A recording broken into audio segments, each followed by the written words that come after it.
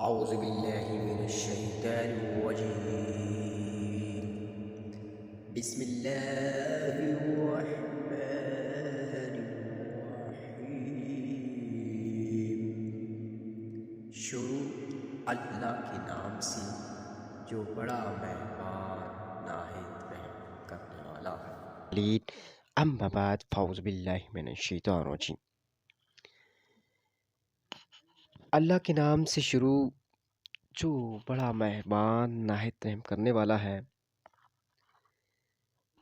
آج اس ویڈیو کے اندر ہم نے ماہ رمضان میں فوت ہونے کی فضیلت بیان کرنی ہے. ماہ رمضان کے اندر جو بندہ فوت ہو جاتا ہے یعنی روزے کی حالت میں فوت ہو جاتا ہے تو اللہ تبارک و تعالی کے ہاں اس کو کیا ہوتا ہے، کیا ملتا ہے اور کیسی برکتیں اور رحمتیں اس پہ ہوتی ہیں. تو سمیر محترم سماعت فرمائیے. حضرت سیدنا عبداللہ ابن مسعود رضی اللہ تعالی عنہ سے روایت ہے، نبیوں کے سلطان رحمت علی شان حضرت محمد مصطفیٰ صلی اللہ علیہ وآلہ وسلم کا فرمان جنت نشان ہے، جس کو رمضان کے وقت موت آئی وہ جنت میں داخل ہو گیا. حضرت سیدنا عبداللہ بن ابن مسعود رضی اللہ تعالیٰ عنہ سے کیا روایت ہے کہ حضور کریم صلی اللہ علیہ وسلم نے فرمایا، جس کو رمضان کے وقت یا روزے کے حالت میں موت آ گئی وہ جنت میں داخل ہو گیا، اور جس کی موت یوم عرفہ یعنی 9 ذی الحج کو ہوئی وہ بھی جنت میں داخل ہو گیا. سبحان اللہ. جس کی موت صدقہ دینے کی حالت میں آئی وہ بھی جنت میں داخل ہوگی.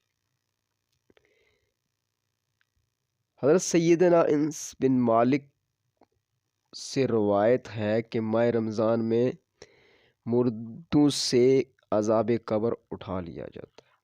ماہ رمضان کے اندر جو ہے آپ اس دنیا سے چلے جاتے ہیں تو قبرستان کے اندر سے عذاب جو ہے وہ اٹھ جاتا ہے، کیونکہ ماہ رمضان آقا صلی اللہ علیہ وسلم کی امت کا مہینہ ہے، اور اس میں مغفرت، جہنم سے آزادی اور رحمت. پہلا عشرہ جو رحمت کا ہوتا ہے، رحمتیں نازل ہوتی ہیں. دوسرا عشرہ جو مغفرت کا ہوتا ہے، اللہ تبارک و تعالیٰ سے سب کو مغفرت کی جو ہے وہ التجا کرنی چاہیے، کیونکہ وہ مغفرت کا اللہ تعالیٰ خوب معاف کرنے والا ہے اس عشرے میں. اور جو آخری عشرہ ہے، تیسرا عشرہ جس کو کہتے ہیں، تو وہ ماہ رمضان کا تیسرا عشرہ جو ہے وہ آقا صلی اللہ علیہ وسلم کے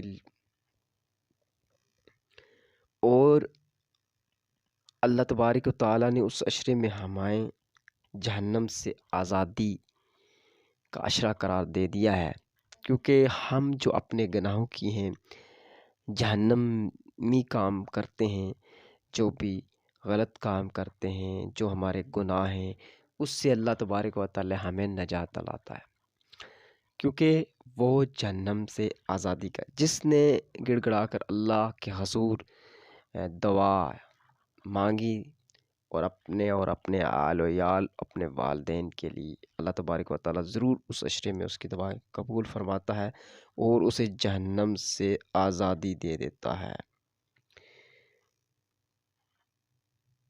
اس لیے آقا صلی اللہ علیہ وسلم سے وسیلہ دے کے دعا مانگی جاتی ہے، جس کے صدقے سے دعا جلدی قبول ہوتی ہے اور یہ قبولیت کا ذریعہ بن جاتی ہے. ایک اور حدیث میں ام المومنین سیدنا عائشہ صدیقہ رضی اللہ تعالی عنہا سے روایت ہے کہ انبیاء کے سرتاج صاحب معراج صلی اللہ علیہ وسلم کا ارشاد بشارت بنیاد ہے کہ روزے کی حالت میں جس کا انتقال ہوا، اللہ عز و جل اس کو قیامت تک کے روزوں کا ثواب عطا فرماتا رہے گا۔ سبحان اللہ۔ تو اتنی بڑی اللہ تبارک و تعالیٰ کی جو عدالت ہے، اس میں کتنی بڑی ہمیں ریلیز مل رہی ہے۔ تو پھر بھی ہم اگر اس کی مغفرت نہ کرائیں اور رمضان مبارک میں دعائیں نہ مانگیں، اپنے گناہوں کی جو ہے وہ توبہ نہ کریں، تو پھر ہم بد نصیب ہوئے۔ تو رمضان مبارک میں مغفرت کا یہ عشرہ ہے۔ تو حضرت سیدنا انس بن مالک رضی اللہ تعالیٰ عنہ فرماتے ہیں کہ میں نے رسول کریم صلی اللہ علیہ وسلم، شاہ آدم بنی آدم صلی اللہ علیہ وسلم فرماتے ہوئے سنا کہ یہ رمضان تمہارے پاس آ گیا، اس میں جنت کے دروازے کھول دیے جاتے ہیں۔ اس میں کیا ہوتا ہے رمضان کے اندر؟ پورے رمضان مبارک، یکم رمضان مبارک سے لے کر 30 رمضان یا 29 رمضان جتنے بھی روزے ہوتے ہیں، ان کے درمیان ان میں اللہ تبارک و تعالیٰ رحمتیں، مغفرتیں اور جہنم سے آزادی کے لیے جو ہے وہ دروازے کھول دیتا ہے۔ اس پہ آپ کے توبہ کے دروازے کھلے ہوتے ہیں اور جہنم کے دروازے بند کر دیے جاتے ہیں۔ جہنم کے دروازے کیا کیے جاتے ہیں؟ بند کر دیے جاتے ہیں، اور شیاطین کو قید کر دیا جاتا ہے۔ شیاطین کو قید کر دیا جاتا ہے، اس کو بند کر دیا جاتا ہے۔ جس نے رمضان کو پایا اس کی مغفرت نہ ہوئی، جب اس کی رمضان میں مغفرت نہ ہوئی تو پھر کب ہوئی؟ یعنی بد نصیب وہ انسان ہے جس نے رمضان کو پایا اور وہ اپنی مغفرت نہ کرا سکا۔ تو اس سے بد نصیب کون سا انسان ہوگا کہ جو اللہ تبارک و تعالیٰ سے رحمتیں، مغفرتیں اور برکتیں نہ لوٹ سکے اور اپنی گناہوں کی بخشش نہ کروا سکے، کیونکہ یہ مہینہ ہوتا ہے مغفرت کا۔ صغیرہ گناہوں کو اللہ تبارک و تعالیٰ معاف فرما دیتا ہے۔ کبیرہ گناہ یہ ہوتے ہیں کہ ان میں سے آپ یہ لے لو کہ آپ نے کوئی ایسا فعل کر لیا جو اللہ تبارک و تعالیٰ کے ہاں بہت بڑا گناہ ہوتا ہے، جس کو گناہ کبیرہ کہا جاتا ہے۔ جیسے آپ نے کسی کا حق کھا لیا، کسی کی زمین پہ قبضہ کر لیا، تو اس طرح سے جو ہے نا ساری عمر نماز کو ترک کیا، تو اس طرح جو ہے نا یہ بڑے گناہ میں شمار کیا جاتا ہے۔ تو گناہ جو ہیں وہ بڑے گناہ، جو کبیرہ گناہ ہوتے ہیں، اللہ تبارک و تعالیٰ سے وہ معاف کرانے کا وہ ایسا جو ذریعہ ہے رمضان ہے۔ اور رمضان میں آپ گڑ گڑا کر، یعنی آپ نے گڑ گڑا کر اللہ سے معافی مانگی یا رو کر، تو وہ گناہ اس طرح معاف کیے جاتے ہیں۔ تو اس طرح یہ جو چھوٹے موٹے آپ کرتے ہیں دن میں، کتنی ہم جو ہے